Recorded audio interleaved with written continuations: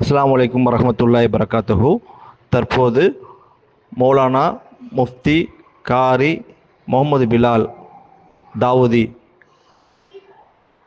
MSc BEd டிடபிள்இ முதல்வர் தாருல் உலூம் ஷஹாதத்துல் தாரைன் மேட்டூர் அவர்கள் சிறப்புரை நிகழ்த்துவார்கள்.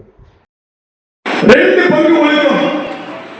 அங்க ஒரு வாலிபர் வராரு, முஹம்மது ரசூலுல்லாஹி ஸல்லல்லாஹு அலைஹி வஸல்லம் சும்மா செக்கச்சவேன்னு ஒரு சட்டை போட்டுட்டு வராரு. நபி ஸல்லல்லாஹு அலைஹி வஸல்லம் கேக்குறாங்க, அபூதாவூத் ஷரீஃப்ல ஹதீஸ் வருது, பாபு ஃபில் ஹும்ரா, சட்டை சிகப்பாக அணிந்து வந்திருக்கிற சம்பந்தமான பாடம். நபி கேக்குறாங்க, உங்களில் ஒருவருக்கு என்ன ஆச்சு, ஏன் செக்கச்சவேன்னு இந்த மாதிரி சட்டை போட்டிருக்காரு? திரும்பி விறுவிறுவிறு வீட்டுக்கு போனாரு, மாத்திட்டு வந்துட்டாரு. ஆடை சரியில்லை, திருத்துகிறார் முஹம்மது ரசூலுல்லாஹ். ஒருத்தவன் ஜட சரியா தலைவாரல, ஒரு மாதிரி பரட்ட தலையா வரான். நபி ஸல்லல்லாஹு அலைஹி வஸல்லம் கேக்குறாங்க, அலா யஜிதாஹுக்கும் ஐ யம்ஷு ஷார, உங்களுடைய தலைமுடியை ஏன் சரியா வாரல? உங்களுக்கு ஒருத்தருக்கு என்ன ஆச்சு, சீப்பு கூடவா இல்ல இருக்கு, தலைவாரி வராரு. அதே அபூதாவூத் ஷரீஃப்ல வேற ஒரு அறிவிப்பு, ஒருத்தர் குடிமை கட்டிட்டு வராரு. நம்ம ஊரில் இல்ல, பசங்களை பார்த்துருக்கீங்க இல்ல, நல்ல ஸ்கூல்ல தான் படிக்கிறாங்க, எப்படி அனுமதிக்கிறாங்க தெரியல. ஒரு காலகட்டத்தில் ஸ்கூல்ல நகை வெட்டுலாம் வெளியே நிற்க வைப்பாங்க, முடி வெட்டினா வெளியே நிற்க வைப்பாங்க, ட்ரெஸ் ஒழுங்கா போட வெளியே நிற்க வைப்பாங்க. இன்னைக்கு ஏதோ ஒரு பெரிய இங்க ஒரு பெரிய பார்க் வளர்த்துக்கலாம். ஆமா, நீ பார்த்தது இல்லையோ, பெரிய பார்க் ஒன்று தலையில் இருக்குது. அப்படியே பைக்ல போகும்போது அப்படி ஆடுது, கொஞ்சம் தூரம் போனது அப்படியே சரி செய்யலாம். இந்த தஸ்னவி ஷரீஃப் ஏதோ மண்டையில தொப்பி தூக்கி வச்ச மாதிரி, தசனகி எப்படி தொப்பி வச்சிருப்பாங்க, நீண்ட தொப்பி தலையில, அந்த மாதிரி அது அப்படியே நேரம் வாழ்ந்துட்டு போகுது. புல்லு போட்டு நேரம் அப்படியே வளர்க்கறனால அப்புறம் பைக்ல போகும்போது கொஞ்சம் அப்படியே அதை சரி செய்யலாம். இங்கெல்லாம் ஒண்ணும் இல்லை. ஸ்கூல்ல படிக்கலாம், எப்ப அவங்க ஸ்கூல்ல அதெல்லாம் கண்டிக்கிறது இல்லை, மார்க் வாங்க போடுங்க. ஸ்கூல்ல நீங்க ஸ்கூல்ல மார்க் வாங்க போடுங்க. இங்க எழுதுறா my life my rules, Monday கரண்டி ஸ்கூல்ல படிக்கலாம், மை லைஃப் மை ரூல்ஸ். 11ஆம் வகுப்பு ஏன்பா ஸ்கூல்ல கண்டிக்க மாட்டேன், மார்க் வாங்கினா போதும், நான் பாஸ் பண்ணிடுறேன், நல்லா படிக்கிறேன் போதும். ஒருத்தர் வர நபி ஸல்லல்லாஹு அலைஹி வஸல்லம் ஜட வச்சிருக்கிறார், ஜெகத் பண்ணி இருக்கிறார். நபி ஸல்லல்லாஹு அலைஹி வஸல்லம் கேட்டாங்க, ஏன் ஒருத்தர் இப்படி வந்திருக்கீங்க?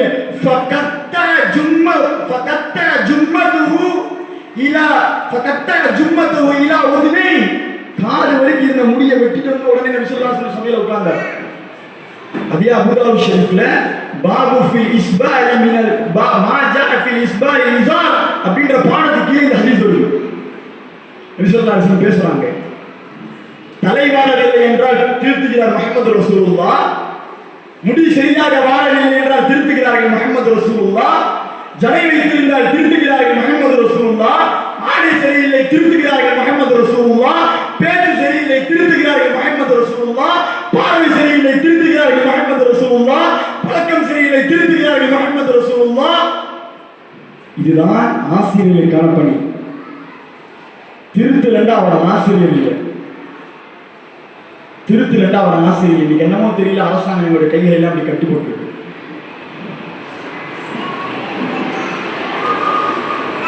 திருத்தவில்லையானால் இங்கே பெருமானாருக்கு அல்லாஹ் என்ன போதித்தார்? நீங்கள் பெருமானாருக்கு வேலை என்ன தெரியுமா? ஹதீஸ் குர்ஆன்ல வருது, நபி ஸல்லல்லாஹு அலைஹி வஸல்லம் யுஅல்லிமுஹுல் கிதாப வல் ஹிக்மா, குர்ஆனை எடுத்து போதிங்க, வ யுஸக்கீஹிம், அவர்களை ஒழுக்கமுள்ளவர்களாக பரிசுத்தப்படுத்த வேண்டும். ஒரு ஆசிரியருடைய வேலை முஹம்மது ரசூலுல்லாஹ்வுடைய வேலை. ஆசிரியர்களாக இருக்கக்கூடிய எல்லோருடைய வேலையும் மாண்பு சார்ந்த ஒழுக்கங்களின் பிள்ளையை செப்பனிடுவதுதான். இன்றைக்கு கல்வி நிலையங்கள் அதை செய்யறதில்லை.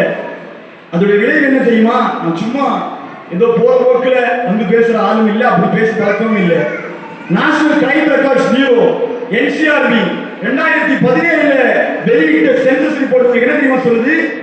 ஜுவனைல் 15 வயது கீழே இருக்கிற பிள்ளைகள் உடைய ரிப்போர்ட், ஏறக்குறைய 15 வயது கீழே உள்ள பிள்ளைகள் தான், அதுவும் எஜுகேட்டட் பிள்ளைகள். When there is a comparison between non-educated and educated, between the status report கொடுக்கும்போது 52% படித்த பிள்ளைகள் below 15 எல்லா கிரைம் ரெக்கார்ட்ஸ்லயும் இருக்காங்க. நான் சொல்ல என்சிஆர்பி வெளியிட்டிருக்கிற அறிவிக்கை, கூகுளில் சர்ச் பண்ணி பாருங்க. படிச்ச கல்வி கொடுத்த 15 வயது கீழ் உள்ள பிள்ளைகள் என்சிஆர்பி வெளியிட்டிருக்கிற அறிவிப்பின்படி கிரிமினல்ஸ்.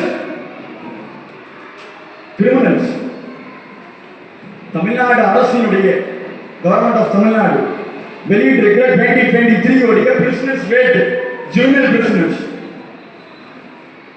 அதுல படித்த பிரிசனர்ஸ் 41.25, நான் எஜுகேட்டட் பிரிசனர்ஸ் 27.37. 41% யாருங்க? படிச்சவங்க பிரிசனர்ஸ், கைதிகள். படிச்சவங்க கைதிகள். அப்ப படிப்பு எதுக்குங்க?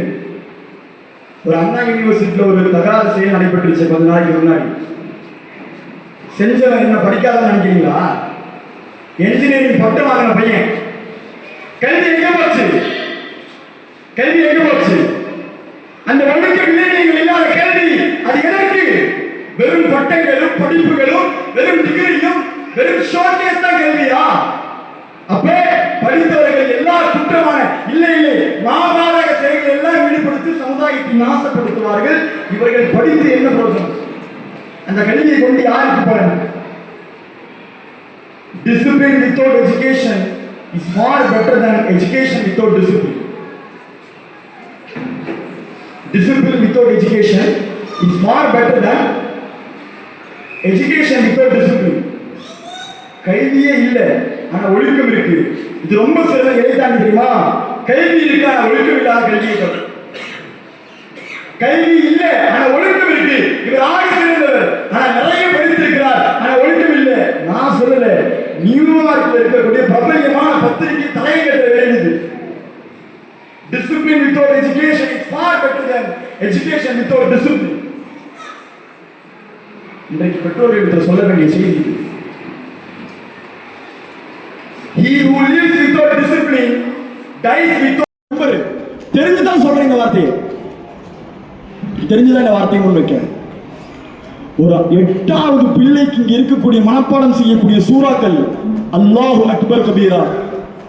ஒரு வெளியில இருக்கிற ஒரு காலேஜ்ல 5 இயர்ஸ் ஆலிம் கோர்ஸ் கொடுக்கிற பாடத்திட்டம் இங்க போதிக்கப்படுது. எனக்கு மாற்று கருத்து இல்லை, மிகையான வார்த்தை இல்லை. I am not exaggerating, but I am speaking of the truth.